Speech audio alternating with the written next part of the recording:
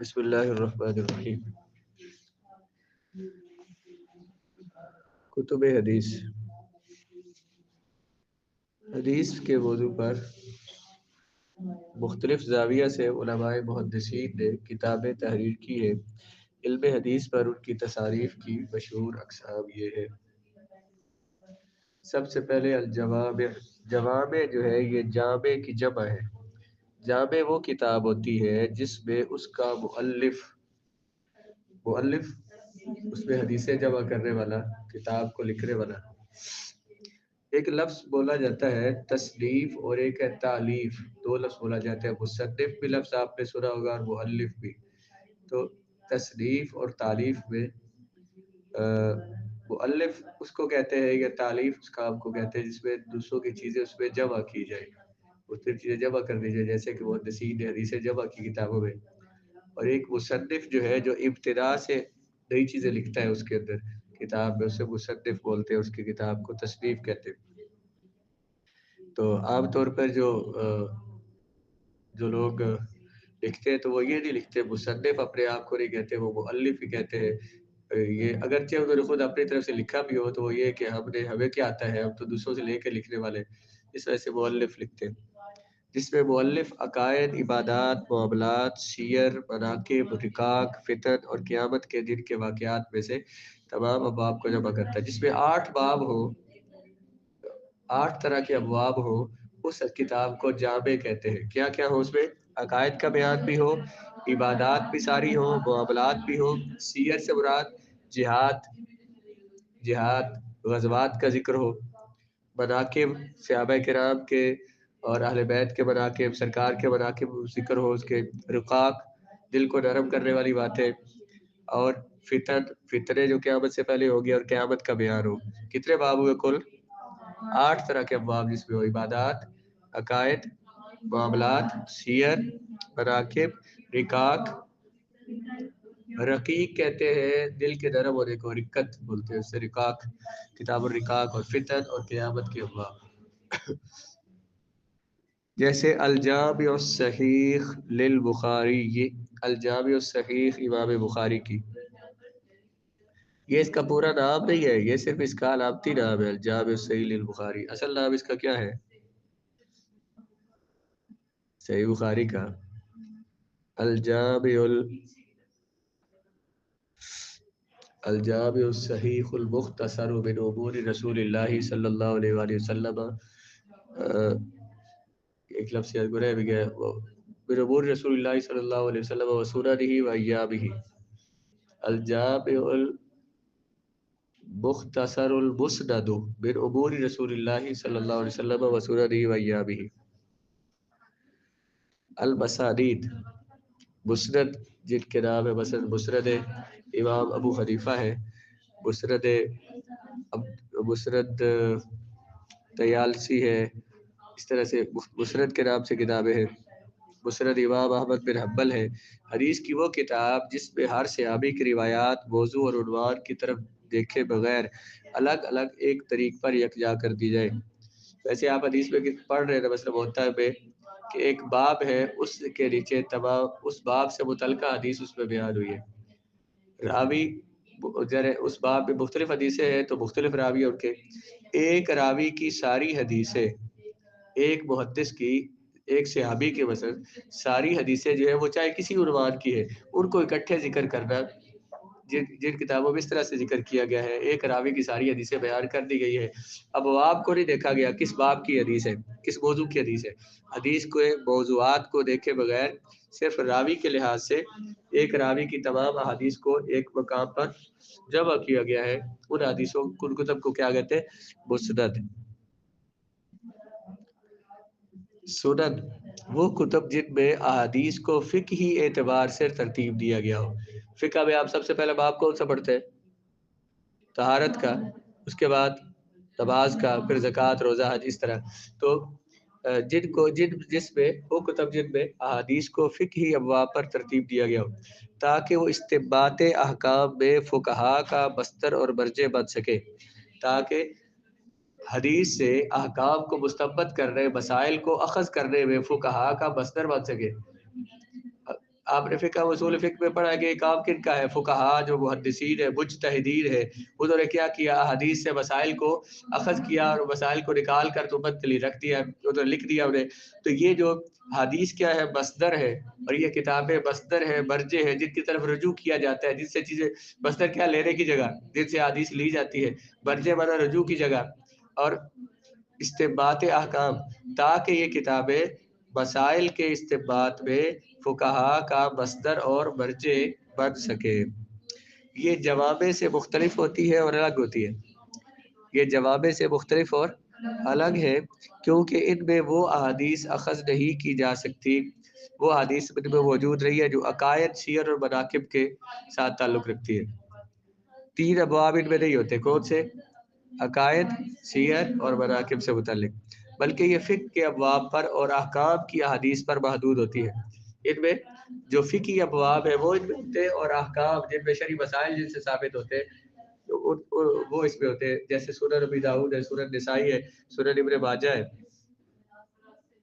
آپ نے زیارت کی ہے کتابوں کی؟ کوئی نہیں کی؟ اچھا، آپ کو زیارت کروانی پڑے گی. اس زیارت کرنے کے لیے آپ کو کتابیں لینی پڑے گی اور پیسے خرچ کرنے پڑے گے. ان کا مطالعہ کریں حدیث کے. کیا خیال ہے؟ ایک کتاب منگوا لیتے رہو، اس کا ترجمہ منگوا لیں گے، آپ اسے پڑھیں. حدیث کی کتابوں میں سے گزرے تو صحیح، کم از کم دورہ حدیث میں نہ پڑھے تو پھر زیادہ پڑھے رہو. ہم نے دورہ شریف میں مشکات شریف مکمل اور حدیث کی کتاب شرح باری الاثار اور مسلم شریف، صحیح بخاری اور جامع ترمذی، ابو داؤد، نسائی اور ابن ماجہ، یہ ساری کتابیں مکمل پڑھی تھی اول سے آخر.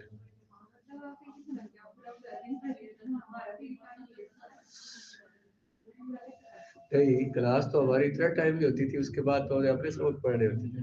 تو اس کے بعد بھی یہ جو کتابیں 3 کتابیں ہیں جو ہے، ان میں سے مسلم اور صحیح اور مسلم اور بخاری شریف اپنے استادوں کے پاس پڑھی، ترمذی شریف بھی، اور ابو داؤد، نسائی اور ابن ماجہ ہم نے خود پڑھی. تو آپ بھی پڑھ سکتے ہیں. ترجمے والے سے نہیں پڑھی، بغیر ترجمے کے پڑھی تھی. ترجمہ تھا، ضرورت پڑی تو دیکھ سکتے تھے، لیکن میں نے تو اس کے بغیر پڑھی ہے، عربی وطن سے پڑھی ہے. تو آپ ترجمے سے انہیں پڑھ لیں. ایک دفعہ حدیث سے گزرے تو اس پہ آپ حدیث کی شرح تو آپ اس میں پڑھ ہی رہے، شرح تو آپ اس میں پڑھ رہے، اس میں سے حدیث کا ترجمہ جو آپ کو حدیث سمجھ آ جاتی ہے تو ترجمے سمجھ آ گئی تو سمجھ آ گئی، جو نہیں سمجھ آئی تو اس کی شرح دیکھ لیں.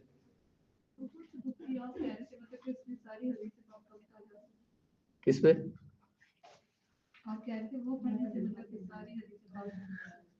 یہ جو کتاب ہے نا، شرح صحیح مسلم جو ہے، علامہ غلام رسول سعیدی کی کتاب ہے مسلم شریف کی شرح، اس کے پڑھنے سے اب مشکات شریف بلکہ میں نے کہی تھی آپ کو، مشکات شریف وہ کہی تھی. حدیث کے جمع کے لحاظ سے وہ کتاب جو ہے جامع کتاب ہے، 10 کتابوں کی حدیثیں اس کے اندر جمع ہے، بغیر سند کی حدیثیں. تو وہ آپ پڑھ لیں.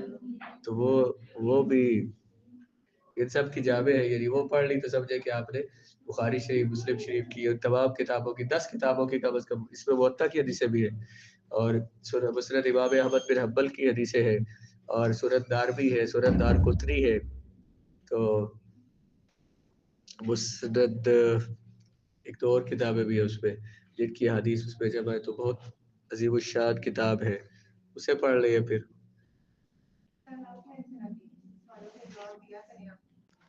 وہ کتاب ہے جس میں مصنف حدیث کو جمع کرتا ہے، جس کی ترتیب اپنے شیوخ کے اسماء پر رکھتا ہے، اور ان کی اکثر و غالب ترتیب حروف تہجی کی ترتیب سے ہوتی ہے.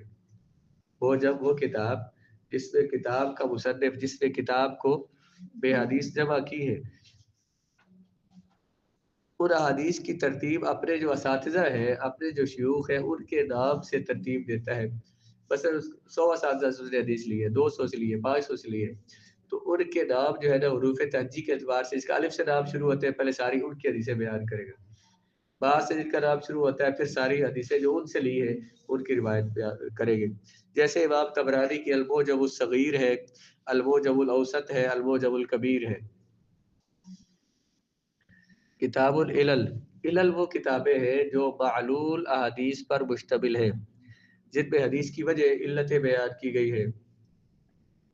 تو جیسے العلل لابن ابی حاتم، العلل للدارقطنی، الاجزاء وہ چھوٹی کتاب جس میں ایک راوی کی احادیث جمع کر دی گئی ہو یا ایک موضوع سے متعلق تمام احادیث جمع کی گئی ہو۔ جز کسے کہتے ہیں؟ چھوٹی کتاب جس میں ایک راوی کی تمام احادیث جمع ہو یا ایک موضوع کے متعلق تمام احادیث جمع ہو، ایک موضوع کے متعلق تمام احادیث جمع ہو۔ جیسے جزء رفع الیدین فی الصلاۃ، نماز میں رفع یدین کرنے پر جز، تو یہ اس بارے میں جتنی حدیث ہے وہ ایک کتاب میں بیان کی ہے، اس کو جز کہتے ہیں۔ اطراف الحدیث، اطراف وہ کتاب جس میں مصنف ہر کتاب کی طرف، ہر حدیث کی طرف یعنی اس کا ایک حصہ ذکر کر دیتا ہے جو باقی حدیث پر دلالت کرتا ہے۔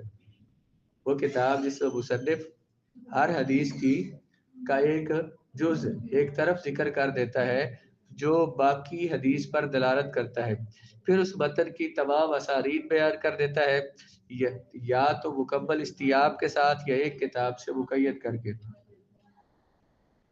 سامنے لائبریری میں کتاب پڑھی اطراف الحدیث شریف، اس کی ایک جلد کو اٹھا لیں، اطراف بالکل سامنے، اطراف الحدیث النبوی 8 جلدوں میں ہوگی۔ المستدرکات، مستدرک وہ کتاب جس میں اس کا مؤلف ان احادیث کو جمع کرتا ہے جو کسی دوسری کتاب کے مصنف کی شرط پر پوری اترتی ہے اور اس سے رہ گئی ہے۔ مثلا امام بخاری اور امام مسلم نے اپنی کتاب میں حدیث نقل کرنے کے لیے شرائط رکھی ہے۔ بہت ساری حدیث ایسی ہے جو ان کی شرائط پہ پوری اترتی تھی لیکن وہ اپنی کتاب میں انہوں نے ذکر نہیں کی، ان سے رہ گئی، تو وہ حدیثیں جو امام بخاری اور مسلم کی شرائط پہ پوری اترتی تھی لیکن انہوں نے اپنی کتاب میں ذکر نہیں کی، وہ حدیثیں جس کتاب میں جمع کی گئی ہے اس کو مستدرک کہتے ہیں۔ اس کا نام المستدرک علی الصحیحین، امام ابو عبداللہ حاکم نیشا پوری کی کتاب ہے۔ وہ کتاب جس میں اس کا مصنف ان احادیث کو جمع کرتا ہے جو کسی دوسری کتاب کے مصنف کی شرط پر پوری اترتی ہے لیکن اس سے رہ گئی ہے، وہ اپنی کتاب میں لا نہیں سکے۔ مستخرجات، مستخرج وہ کتاب ہے جس میں مؤلف کسی کتاب کی احادیث کی تخریج کرتا ہے۔ مثلا المستخرج علی البخاری ہو تو مطلب اس میں صحیح بخاری کی احادیث جو ہے جو اور محدثین سے روایت ہے یا اور کس کس کتاب میں روایت ہے اس کی تخریج کریں گے کہ دوسری کتابوں کے نام دے دیں گے اس میں۔ لیکن کسی ہر وہ کتاب جس میں مؤلف کسی کتاب کی حدیث کی تخریج کرتا ہے لیکن اپنی سندوں کے ساتھ اور اس کے مصنف کی سندوں کو چھوڑ کر، یعنی اس میں اپنی جو وہ تخریج کرنے لگا ہے اس نے اپنے اساتذہ سے جو وہ حدیث پڑھی ہے اس کی تخریج کرتا ہے، یعنی ان کا نام لے کر ان سے جو حدیثیں اس نے روایت کیا ان حدیثوں کی سندیں بیان کرتا ہے۔ اور اکثر اوقات یہ اس کے شیخ یا اوپر کسی طبقہ میں جا کے اس سے مل جاتا ہے، جو محدث نے جس نے یہ تخریج کی ہے تو وہ کیا کرتا ہے۔ مثلا کتاب المستخرج علی الصحیحین ابو نعیم اصفہانی کی کتاب ہے، انہوں نے کیا کیا، امام بخاری اور امام مسلم کی احادیث جو ہے وہ انہوں نے اپنے اساتذہ سے جو پڑھی ہے وہی حدیثیں جو انہوں نے اپنے اساتذہ سے پڑھی ہے ان کی سندیں انہوں نے ذکر کی ہے۔ اور اس طرح سے کہ بعض جگہ جا کر حدیث کی سندوں میں وہ امام بخاری اور امام مسلم کے ساتھ مل گئے کہ وہ حدیثیں امام بخاری اور امام مسلم کے استاد بھی وہی ہے اور ان کے استاد بھی وہی جا کے بنتے ہیں، ان کے ساتھ اس میں مل گئے، اس کو کہتے ہیں المستخرج۔